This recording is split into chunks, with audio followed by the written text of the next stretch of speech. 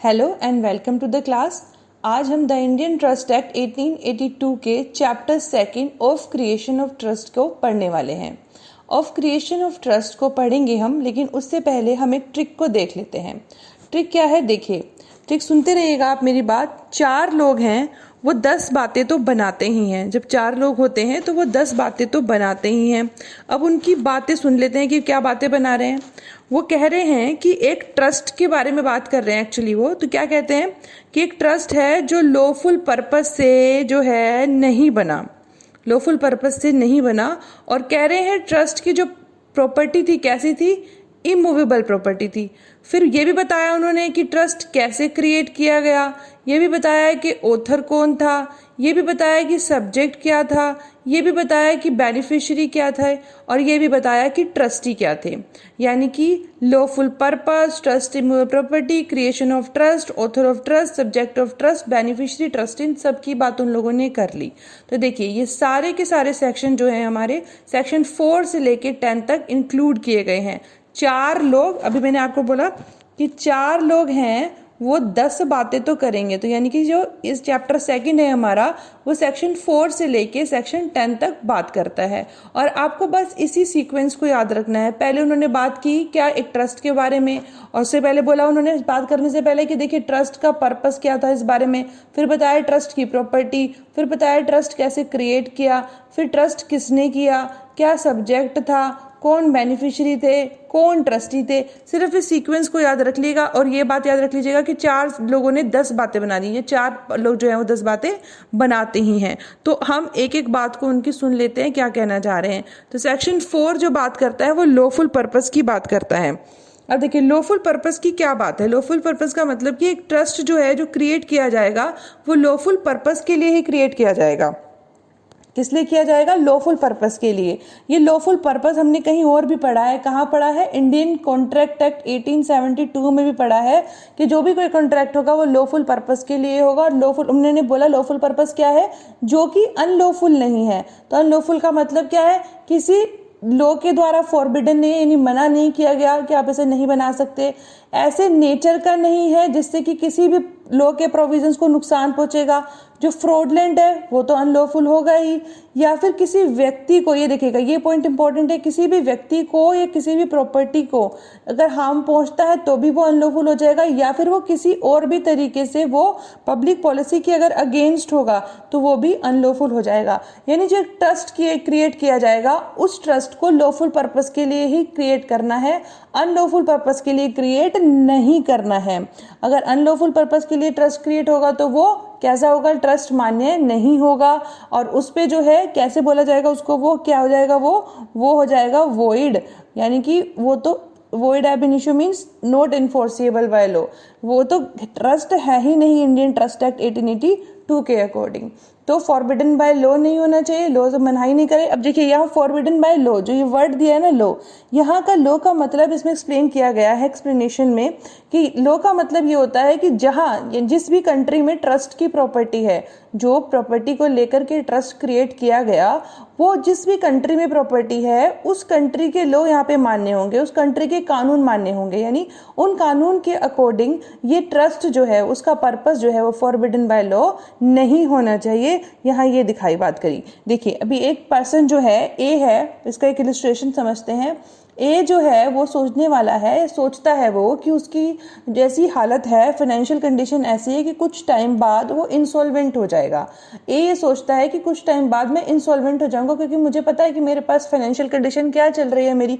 तो ये वो क्या करता है, अपने क्रेडिटर को पैसा ना देने के लिए, कि मुझे अपने क्रेडिटर को पैसा ना देना पड़े, वो क्या करता है, अपनी प्रॉपर्टी बी को ट्रांसफर कर देता है ट्रस्ट बना के। यानी बी को ट्रस्ट मिला करके अपनी प्रॉपर्टी ट्रांसफर कर देता है अपने बेनिफिट के लिए, कि जब तक मैं जिंदा हूं तब तक मेरे बेनिफिट के लिए, और फिर उसके बाद ये तुम्हारे बेनिफिट के लिए ये ट्रस्ट उसने बना दिया।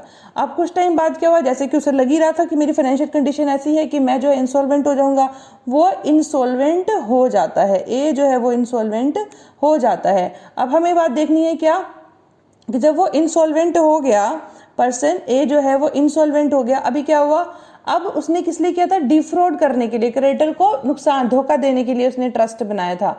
तो इसको मान लिया जाएगा कि ये कैसा है? ये अनलॉफुल पर्पस है और ये मान्य नहीं है। ये ट्रस्ट जो है वो वॉइड हो जाएगा। अब सेक्शन नंबर 5 पे बात करते हैं। उससे पहले देखिए, ट्रस्ट प्रॉपर्टी दो तरीके की, इमूवेबल और दूसरी कौन सी? मूवेबल। देखिए, इमूवेबल प्रॉपर्टी में जो रूल्स हैं वही मूवेबल प्रॉपर्टी में भी हैं। तो हम पहले इमूवेबल को समझ लेते हैं। इमूवेबल प्रॉपर्टी में ट्रस्ट दो तरीके से बनाया जा सकता है, एक तो टेस्टामेंट्री, एक नॉन टेस्टामेंट्री। टेस्टामेंट्री का मतलब व्यक्ति अपनी विल बना देता है और नॉन टेस्टामेंट्री का मतलब विल नहीं बनाता। तो जब भी नॉन टेस्टामेंट्री की बात करते हैं, तो अगर नॉन टेस्टामेंट्री कोई भी ट्रस्ट क्रिएट किया जा रहा है तो ये ध्यान रखना, उसमें जो है ऑथर के सिग्नेचर होंगे, जो ऑथर होगा उसके सिग्नेचर होंगे, और इसके अलावा जो ट्रस्टी होंगे उनके भी, और जो रजिस्टर होना चाहिए ट्रस्ट, ये भी ज़रूरी है।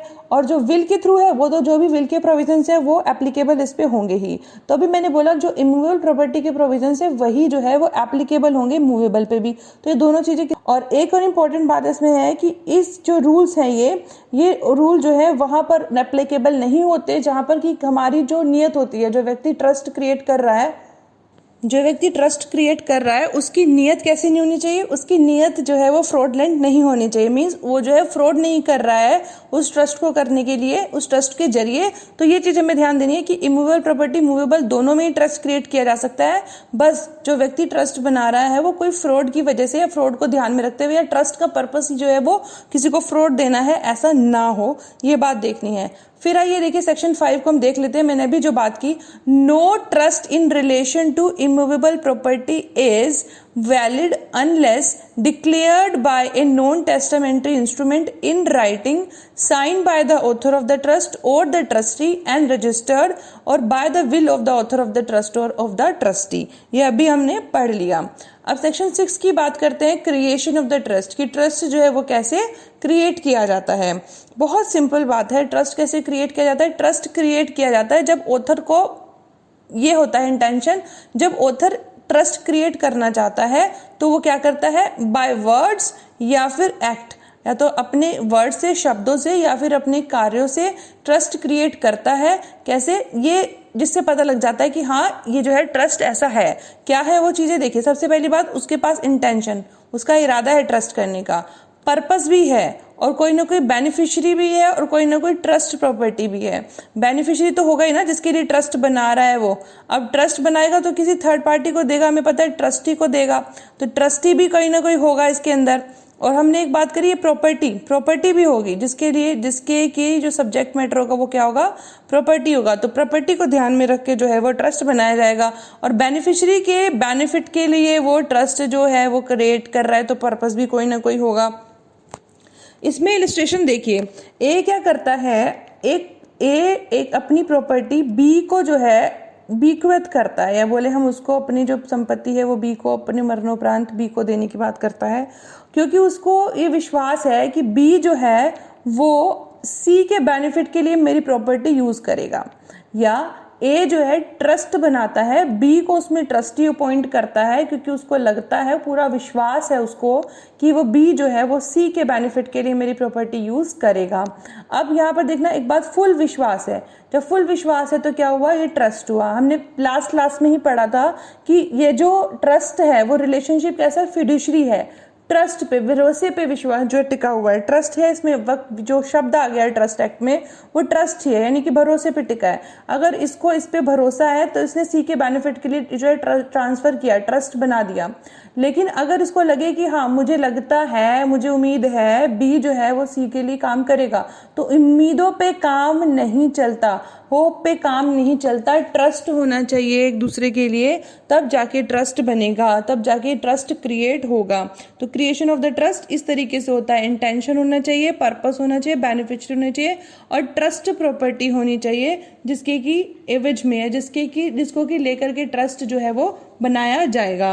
अब सेक्शन नंबर 7 की तरफ बढ़ते हैं। Who may create trust, trust कौन क्रिएट कर सकता है? देखो, कोई भी व्यक्ति जो कॉम्पिटेंट टू कॉन्ट्रैक्ट है। ये हम इंडियन कॉन्ट्रैक्ट एक्ट की दो बातें हमने पढ़ी, एक तो हमने पढ़ा लॉफुल पर्पस और एक पढ़ा कैपेसिटी टू पार्टी। तो दोनों ही प्रोविजन यहाँ पे एप्लीकेबल होंगे कि जो भी व्यक्ति कॉम्पिटेंट टू कॉन्ट्रैक्ट है वो क्या करेगा? वो ट्रस्ट बना सकता है। इसके अलावा यहाँ पे माइनर को भी अधिकार दिया गया है ट्रस्ट बनाने का, लेकिन कैसे बना सकता है minor? With the permission of a principal civil court of original jurisdiction, यानी कि जहां पर ट्रस्ट बन रहा है, जहां प्रॉपर्टी सिचुएटेड है, जो उसके उस एरिया में आते हैं, जुरिस्डिक्शन में आती है जिस कोर्ट के, वहां जो है माइनर जो है उसकी परमिशन से, उन कोर्ट की परमिशन से जो बना सकते हैं, या तो वो खुद बना सकते हैं बाय और on behalf of A minor, या फिर माइनर के बिहाफ पे कोई और भी बना सकता है, लेकिन कोर्ट की परमिशन जो है वो लेनी पड़ेगी।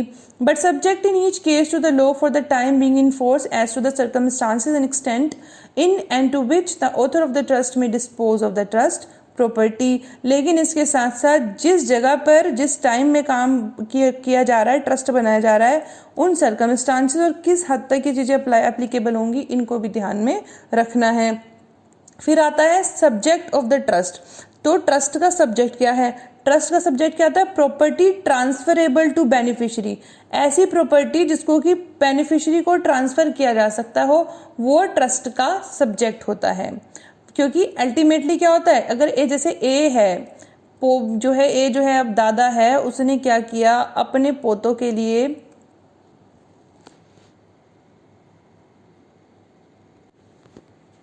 तो ए जैसे दादा है, उसने क्या किया अपने पोतों के लिए, सी और डी के लिए क्या किया, एक ट्रस्ट क्रिएट किया, और जो ट्रस्टी बनाया वो ट्रस्टी बना दिया बी को, उनके फादर को।